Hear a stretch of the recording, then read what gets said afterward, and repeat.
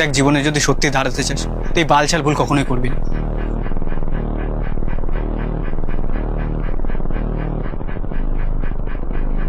তো এবার এখানে অনেকেই বলবে যে স্বপ্ন তো স্বপ্ন হয়, এটাকে বাল স্বপ্ন বলে না, এটাকে বলে নিজের টাকায় আগুন লাগিয়ে দেওয়া। না না, ওই ছেলেটা একটা আইফোন কিনেছে বলো নিজের টাকায় আগুন লাগিয়ে দিল? ওর টাকা, ও আইফোন কিনবে, কি যা ইচ্ছা কিনুক, ওর টাকা দিয়ে ও কিনছে। ও কি মানে তোর টাকা দিয়ে কিনছে?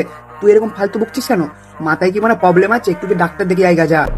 এরকম চোদনা না তুই তোর আশেপাশেও দেখতে পাবি, রিলেট করতে পারবি, যারা কোনো জায়গা দিয়ে 10-20 হাজার টাকা জোগাড় করে নেবে, তারপর একটা আইফোন নিয়ে নেবে আর বাকি টাকা ইএমআই ফেলে দেবে। ঠিক আছে, মেনে নিলাম যে কিছু টাকা ডাউন পেমেন্ট করলো, তারপর না ও ফোনটা এমআই তে করে নিল, ঠিক আছে। তো এমআই টাকাটা কে ভরবে? তুই ভরবি না, ও ভরবে, কারণ ও ফোনটা নিয়েছে, ও এমআই টাকাটা ভরবে। তুই ভরবি না, তোর পকেট থেকে 1 টাকাও দিবি না, তাহলে তুই কেন ফালতু বকছিস? বলছি যে লোকের গাড়ি তেল না দিয়ে নিজের গাড়ি তেলটা দে, বুঝলি তো? আমার তো মনে হচ্ছে যে ওই ছেলেটা লেবারের কাজ করে বোধহয় একটা আইফোন কিনে নিচ্ছে বলে তোর পুরো গাড় পুরো জ্বলে গেল। কারণ তুই মানে বলে জব করি, জব করে আইফোন নিতে পারলি না, কারণ ও লেবার ওই খেটে আইফোন নিয়ে নিল। ওর জন্য মানে তোর বিচি পুরো জ্বলে ক্ষীর হয়ে যাচ্ছে বাড়া।